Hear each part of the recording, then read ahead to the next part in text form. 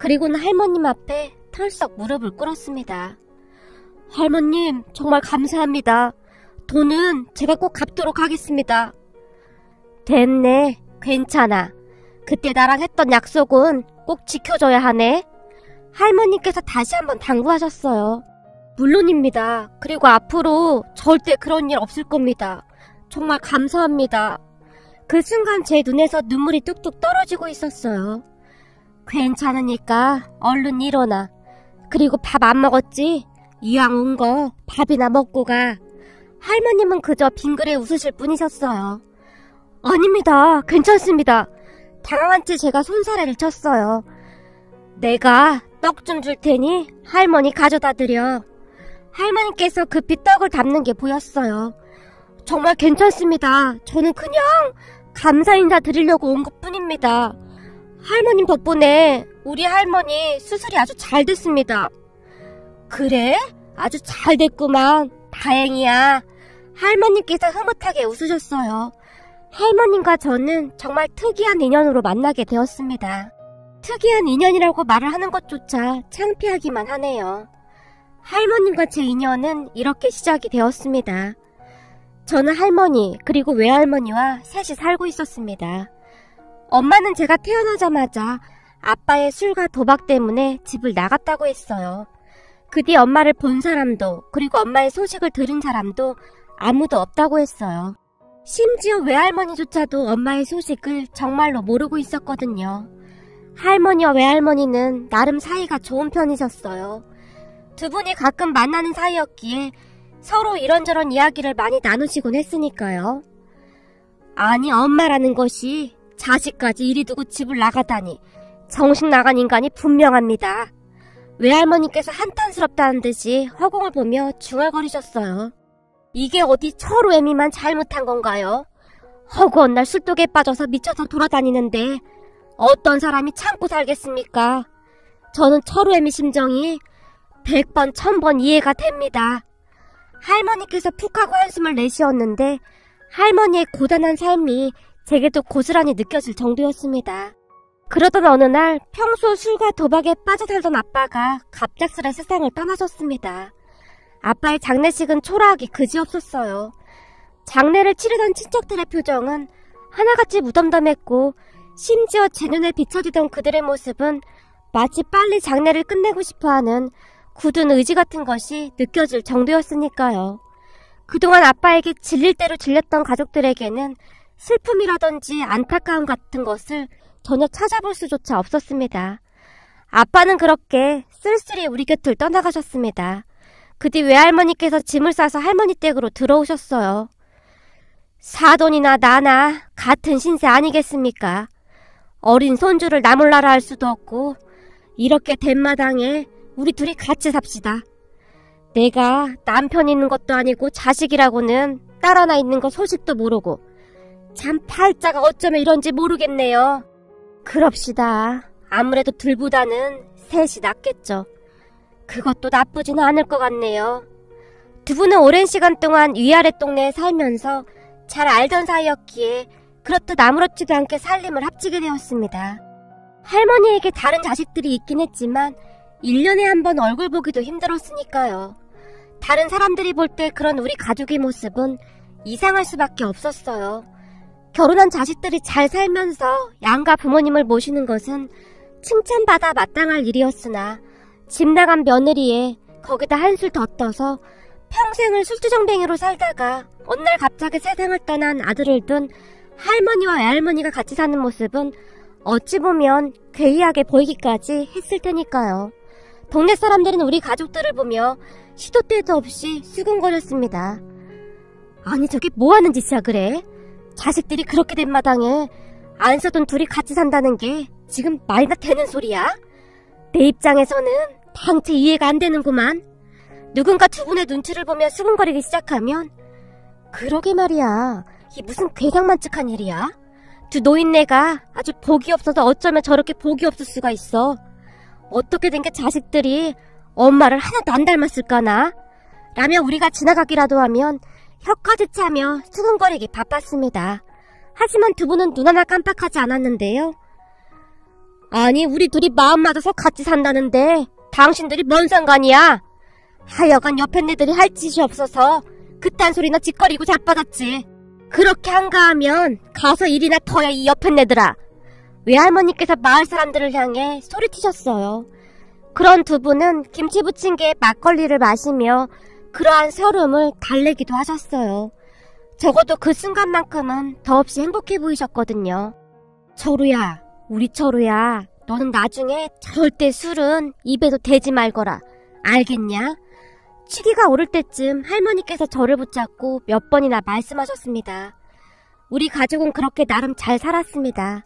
시간이 지남에 따라 동네 사람들도 더 이상 수근거리지 않았는데요.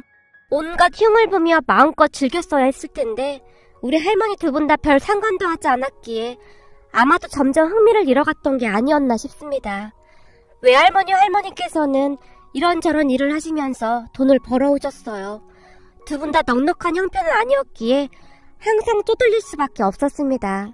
간혹가다 작은아빠와 고모가 돈을 보내오긴 했지만 그런 일은 몇 년에 한 번 있을까 말까 했으니까요. 하지만 두 할머니 덕분에 저는 나름 잘 자랐습니다. 고등학교를 졸업한 뒤에는 배달 일을 시작했고 제가 일을 하면서 두 분도 조금은 편해지셨어요. 그런데 우리 가족에게 또 한 번 위기가 찾아왔습니다. 외할머니께서 많이 아프셨어요. 수술을 해야 하는데 그때 당시 우리에게는 감당할 수 없을 만큼 큰 돈이었어요. 결국 외할머니가 원래 사시던 낡은 집을 내놨지만 그런 낡은 집을 살만한 사람은 당연히 아무도 없었습니다. 큰일이다. 의사가 빨리 수술을 해야 한다는데 그 큰 돈을 어떻게 구한다니? 할머니 얼굴은 창백하다 못해 새파랗게 질려 있었습니다. 할머니, 혹시 작은아빠랑 고모한테 연락해봤어? 내가 한번 부탁해볼까? 돈 벌어서 갖는다고 하면 되잖아. 평소에는 작은아빠와 고모에게 연락을 자주 하지 않았지만 더 이상 시간을 지체할 수가 없었어요. 그 인간들 얘기는 꺼내지도 마. 사람의 탈을 쓰고 어쩌면 그런단 말이냐? 내가 그렇게 부탁을 해도 들은 척도 하지 않더구나. 할머니 얼굴이 순간 어두워지셨어요. 할머니 말에 따르면 작은아빠 고모에게 큰맘 먹고 전화를 하셨다는데요. 지금 철우 외할머니가 많이 아파서 당장 수술을 받아야 한다는데 돈이 없어서 큰일이야. 내가 꼭 갚을 테니까 돈 좀 빌려다오. 엄마, 우리가 왜 그 노인네 수술비까지 내야 하냐고. 그 할매딸이 내야 할 거 아니야. 그 할매딸은 나몰라라 하고 집 나가서 그러고 있는데 우리가 왜 그래야 하냐고. 우리도 얼마나 힘든 줄 알아? 그러니까 제발 좀 그냥 내버려둬. 작은아빠 고모는 마치 서로 미리 말이라도 맞춘 듯이 똑같이 대답을 했답니다. 하지만 고모와 작은아빠는 나름 잘 살고 있었거든요. 아주 오래전에는 집을 산다고 할아버지가 가지고 계시던 땅까지 다 팔아서 가져갔었거든요. 결국 할머니와 저는 돈을 빌리러 다녔지만 우리에게 돈을 빌려줄 사람은 많지 않았어요. 제가 일하고 있는 곳에서 돈을 조금 가불해주긴 했지만 그 돈으로는 어림도 없었으니까요. 그렇게 계속 시간만 흘러가고 있었습니다. 그러던 어느 날 제가 일을 하기 위해 터덜터덜 힘없이 걸어가고 있었는데요. 저 밑에 그 막국수집 말이야. 그 집 막국수 팔아서 돈을 엄청 많이 벌었대. 얼마 전에는 장롱을 새로 바꾼 모양인데 배달해주는 그 가구가게 아저씨 말이 그 할머니가 예전에 쓰던 장롱 깊은 곳에서 금부치를 꽤 많이 꺼내더래. 근데 아들 며느리도 모르고 있다나 봐. 그 집 할머니가 얼른 감추더래. 그 집 할머니는 도대체 무슨 복을 타고 나서 그렇게 잘 살까나. 부럽네. 그러게 그 집 며느리다도 잘 들어왔잖아. 아주 만복을 누리시는구만. 동네 사람들이 부럽다는 듯이 고개를 끄덕이며 한동안 그 집 이야기를 하고 있었어요. 그 말을 듣던 제 발걸음이 순간 멈칫했는데요. 그 금부치가 조금만 있어도 우리 외할머니께서 바로 수술할 수 있을 텐데 라는 생각이 들었거든요. 그때 제 이성은 마비가 된 듯 그 집 안에 있는 금부치만 생각이 났습니다. 그리고 저는 절대 하지 말아야 할 행동을 하고 말았습니다. 나쁜 마음을 먹고 한동안 숨어서 그 집을 지켜보면서 금부치를 가지고 나올 생각만 하고 있었거든요.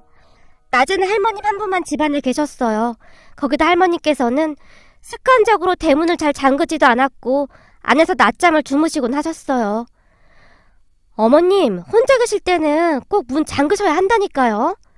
어느 날 열린 대문을 보며 며느리가 걱정스레 할머님을 바라봤어요.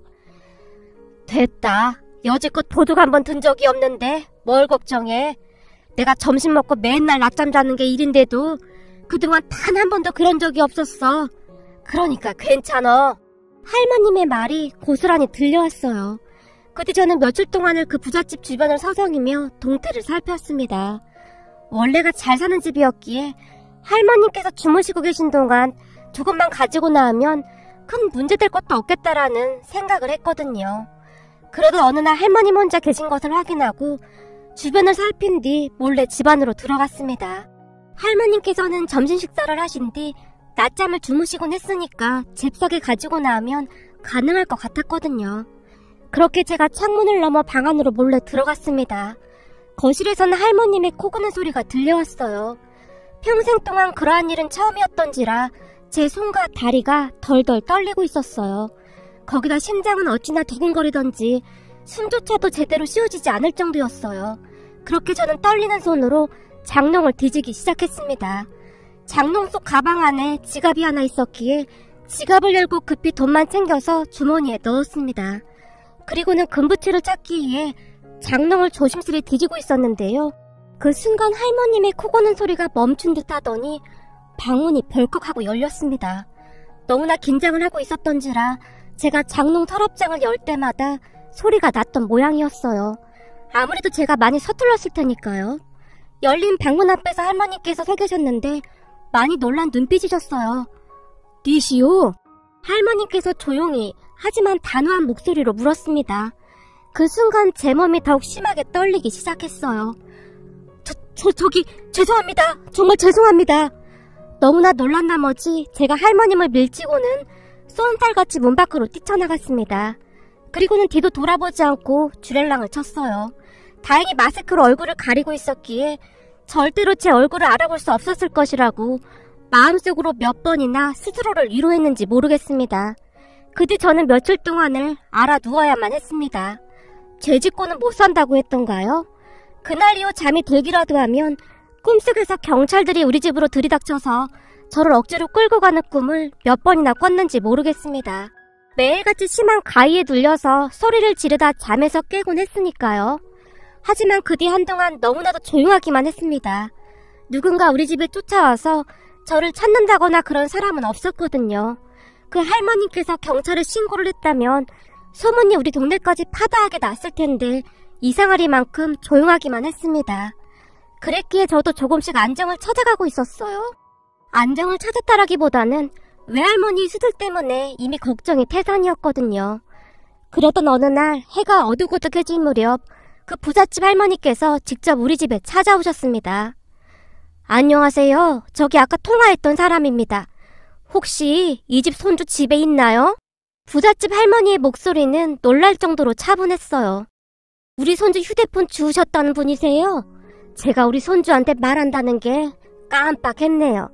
그렇잖아도 휴대폰 잃어버렸다고 그렇게 찾아다니더만. 근데 어디서 주우셨어요? 아무리 찾아도 없다고 그랬는데.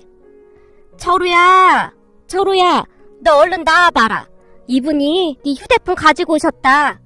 할미가 정신이 없어서 너한테 말한다는 게 깜빡했다. 얼른 나와봐. 할머니께서 저를 부르셨는데 아무것도 모르시는 할머니 목소리에서 반가움마저 느껴졌습니다. 하지만 저는 감히 밖으로 나갈 용기조차 내지 못한 채 방 안에서 벌벌 떨고 있었는데요. 휴대폰이 어디 갔나 한참을 찾았었는데 세상에나 그날 그 집에다 떨어뜨리고 온 모양이었어요. 그렇게 방 안에서 부잣집 할머니의 목소리를 듣고 저는 그대로 얼어붙어 버렸습니다. 철우야, 너 당장 나오지 않고 뭐해? 할머니께서 방문을 열어젖히셨어요. 그 순간 그 부잣집 할머님과 눈이 딱 하고 마주쳤는데 제 눈에서 눈물이 뚝뚝 떨어지고 말았습니다. 철우야, 너 왜 그래? 여기 이분이 네 휴대폰 주우셨단다. 얼른 나와서 고맙습니다 하고 받아. 눈물만 흘리던 제 모습에 할머니께서 많이 당황하신 듯 저를 빤히 바라보셨어요. 이름이 철우구나. 내가 이걸 주었지 뭐니? 잠깐 나랑 얘기 좀 할 수 있겠니? 부잣집 할머니께서 우리 할머니의 눈치를 보며 물었어요. 얼른 나오지 않고 뭐해? 아이고 죄송합니다. 우리 손주가 참 예의가 바른데 오늘따라 왜 이러는지 모르겠네요. 아닙니다. 아무래도 제가 갑자기 찾아와서 놀란 모양입니다. 부잣집 할머니께서 오히려 미안한 듯 말씀하셨어요. 그렇게 잠시 후 저는 그 부잣집 할머님을 따라 밖으로 나갔습니다. 한동안을 앞만 보고 걸어가시던 할머니께서 걸음을 멈추시고는 주변을 두리번거리기 시작하셨어요. 내가 갑자기 와서 많이 놀랐지. 그날 이걸 떨어뜨리고 갔더구나. 그리고 무슨 놈의 도둑이 도둑질을 하다가 미안하다고 사과를 해. 너 도둑질한 거 그날이 처음이지? 부잣집 할머니께서 빙그레 웃으셨어요. 잘못했습니다. 정말 잘못했습니다. 우리 외할머니 수술비가 급해서 그랬습니다.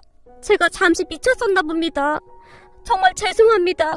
순간 제가 무릎을 꿇고 빌었는데 제 눈에서 눈물이 비오듯이 쏟아지고 있었어요. 알았으니까 얼른 일어나. 그리고 이 일은 너랑 나만 알고 있자꾸나. 뭐 없어진 것도 없고 괜히 시끄럽게 만들지 말잔 말이야. 알겠지? 근데 그러기 전에 한 가지만 약속해줘야 해. 다시는 도둑질하지 않겠다고 말이야. 그 한 번 실수로 인해 네 아깝디 아까운 청춘이 하루아침에 물거품처럼 사라질 수도 있는 거야. 물론 네 뜻은 참 갸륵하지만 그렇다고 해서 도둑질이 정당화될 순 없는 거다. 알겠니? 네, 정말 잘못했습니다. 앞으로는 다시는 안 그러겠습니다. 그래, 그거면 됐다. 내가 그날 너와 눈이 딱 마주쳤는데 네 눈이 그렇게 선할 수가 없더구나. 그런 선한 눈을 가진 사람이 왜 이런 짓을 했을까 한참을 생각하다가 네 핸드폰을 보게 됐어. 물론 몰래 본 건 정말 미안하구나. 근데 고모랑 작은아버지한테 요 근래 보낸 문자 내용까지 보게 됐어. 그걸 보는 내내 마음이 참 편치 않더구나. 사실 제가 작은아빠와 고모에게 돈을 좀 빌려달라고 문자를 보냈었거든요. 하지만 두 분 다 독하리만큼 냉정했어요. 제게 다시는 연락하지 말라며 욕설만 잔뜩 남겼거든요. 부잣집 할머니께서 아마도 그 문자 내용을 보신 듯 했습니다.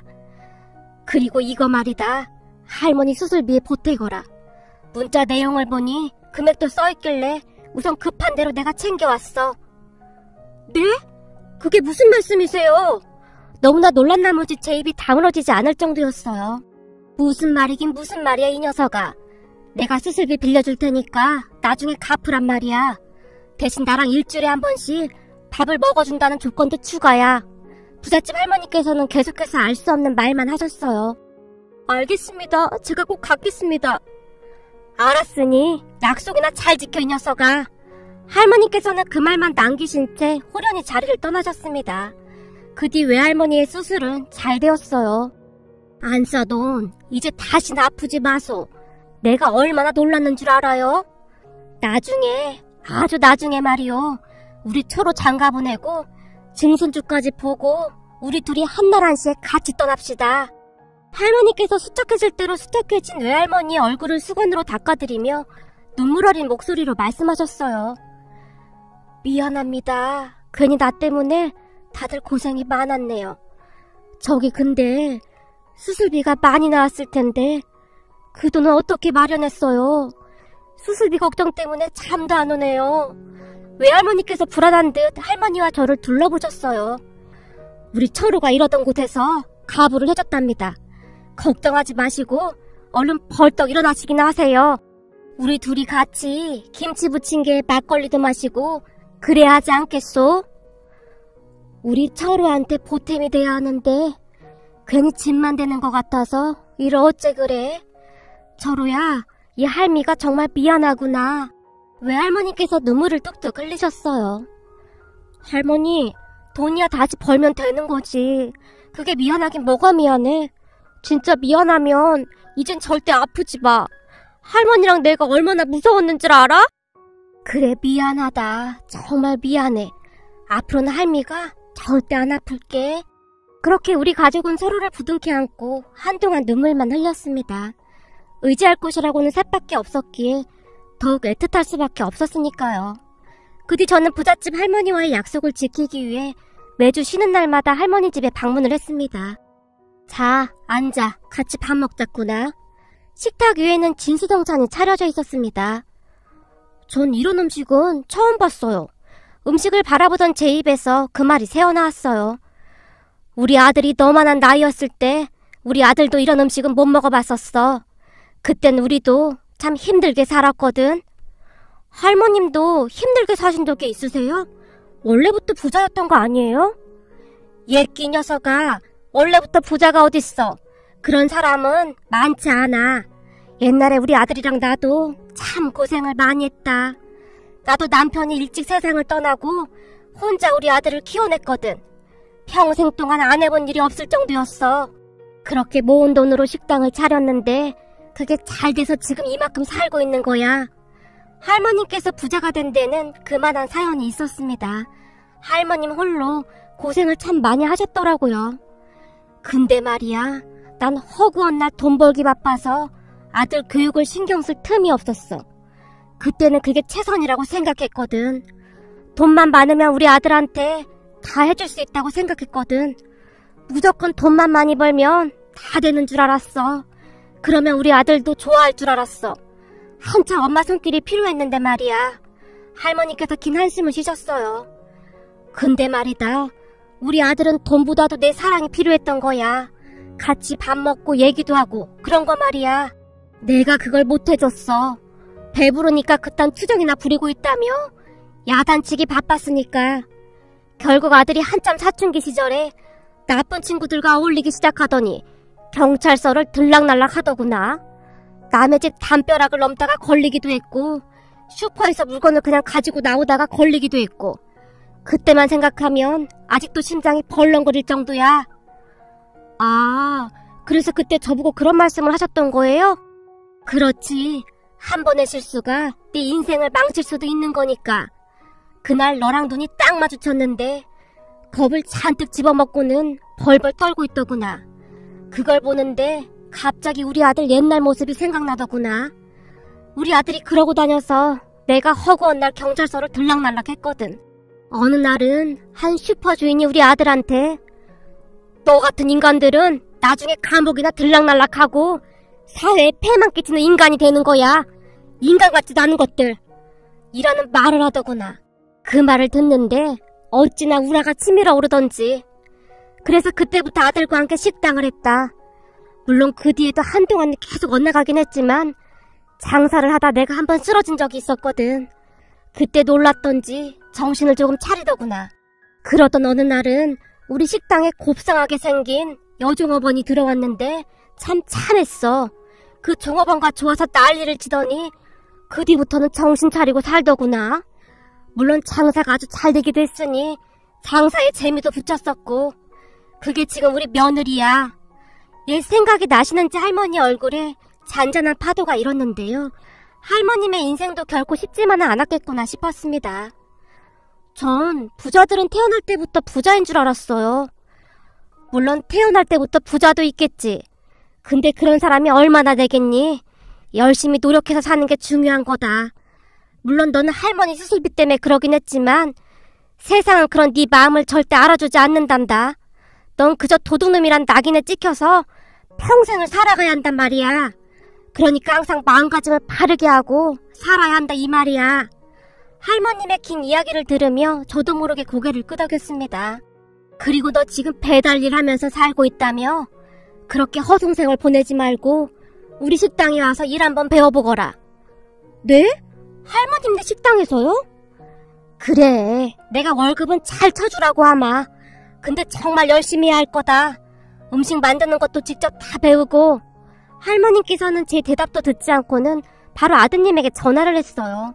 다음 주부터 제가 일을 하러 갈 거니까 잘 가르쳐라 뭐 그런 내용들이었어요. 우리 가게가 꽤 잘 되고 있는 건 잘 알고 있겠지? 가서 잘 배워둬. 지금 돈 싸들고 와서 우리 가게 양념장 비법 알려달라고 하는 사람들도 많아.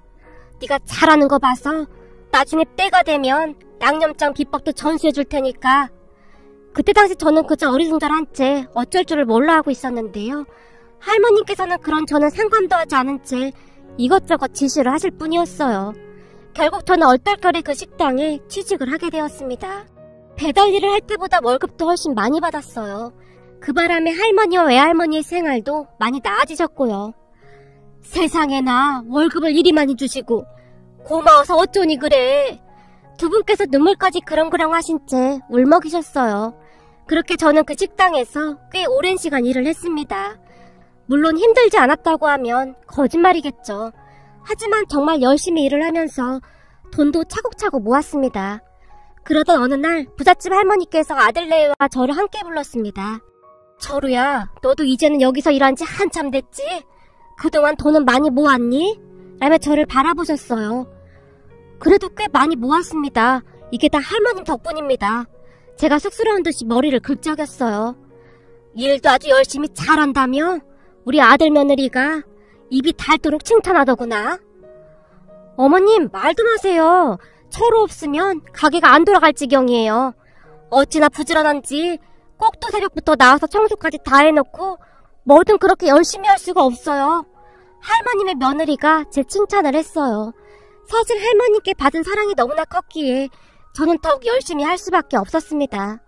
조금이라도 문제가 되면 할머님께 누가 될까 걱정이 되었거든요. 그래서 말이다. 이제 우리 식당도 분점인가 그거 한번 내볼까 한다.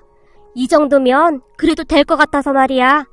첫 분점이라 상당히 중요하니까 그 1호 분점을 철우한테 시켜볼 생각이야. 철우, 너는 돈 모은 걸로 가게자리 하나 알아봐. 혹시 돈 부족하면 내가 빌려줄 테니 그 분점 성공시켜서 갚도록 해.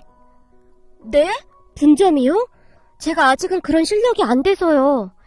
물론 식당에서 오랫동안 일을 하긴 했지만 직접 운영을 해보겠다는 생각은 꿈에도 해본 적이 없었으니까요.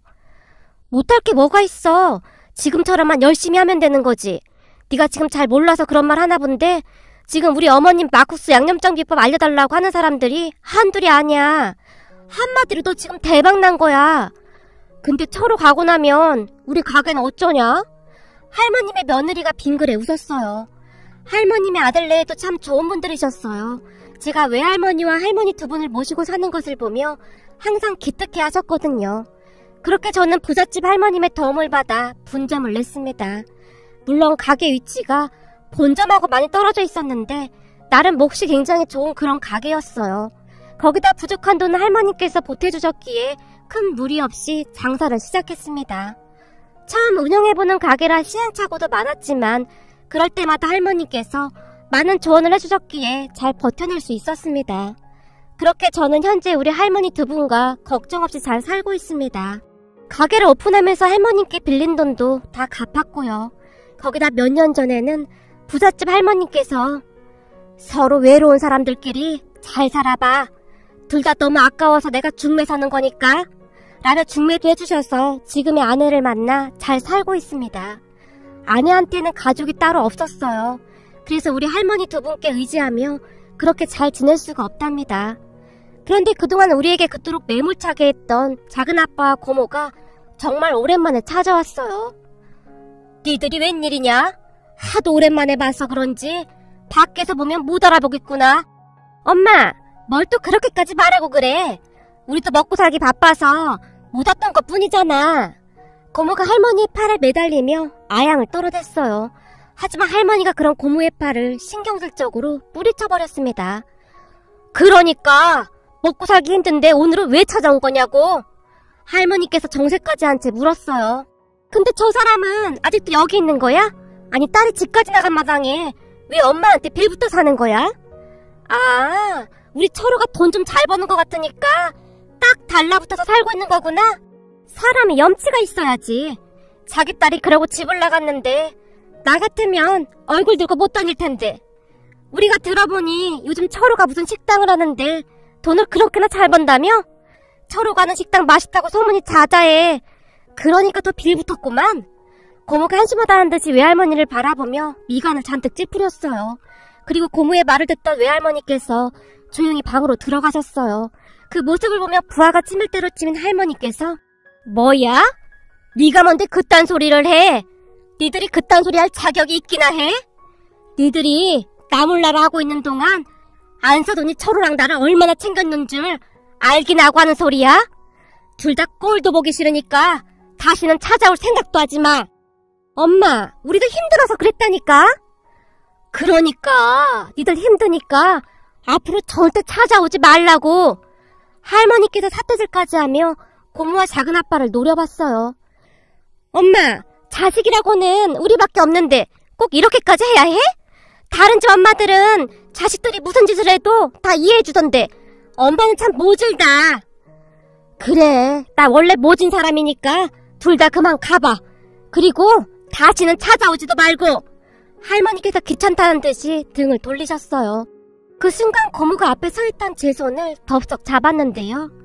철호야, 니네 식당 막국수 맛있다고 소문이 자자하던데 나도 분점 하나만 내게 해줘라. 딱히 어려울 것도 없잖아. 고모는 정말 뻔뻔했고 양심이라고는 눈꼽만치도 없는 그런 사람이었어요. 제가 왜 고모를 도와드려야 하죠?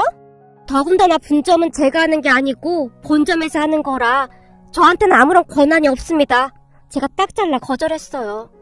예, 그러니까 우리가 널 찾아온 거 아니니. 양념장 비법 그거 우리한테는 몰래 달란 말이야. 사실 어려운 것도 아니잖아. 우리가 너한테 돈을 달라고 했니? 뭘 사달라고 했니? 그냥 양념장 비법 그것만 알려달라고. 참 기가 막히고 어이가 없네요. 그걸 지금 말이라고 하세요? 저보고 지금 본점 사장님을 배신하라는 말씀이세요? 정말 어이가 없었던지라 제가 혀까지 찼어요. 얘가 이렇게 이유들 리가 없어. 누가 너 보고 배신하래? 우리한테만 살짝 알려달란 말이지. 사실 네가 우리한테 이러면 안 되는 거 아니냐? 네 아빠 장례식 비용도 우리가 내줬잖아. 고모가 거드름을 피우고 있었어요. 장례식 비용이요? 그 돈이 그렇게 아까우셨어요? 알겠습니다. 장례식 비용 정산해서 드릴 테니 다시는 찾아오지 마세요. 그리고 고모랑 저랑 관계도 오늘부로 정산된 거니까 절대 찾아오지 마세요. 예, 장례식 비용은 당연히 받아야 하는 거고 그 비법이나 알려달라니까. 우리가 비밀 꼭 지킬게. 안 그럼 우리 여기서 꼼짝도 안 할 거야. 고모는 마치 제게 빚을 받으러 온 사람 마냥 그렇게 당당할 수가 없었어요. 그런데 그 모습을 가만히 지켜만 보시던 할머니께서 소금을 한 사발 가지고 오시더니 예끼 악기는 물러가라. 호이 호이.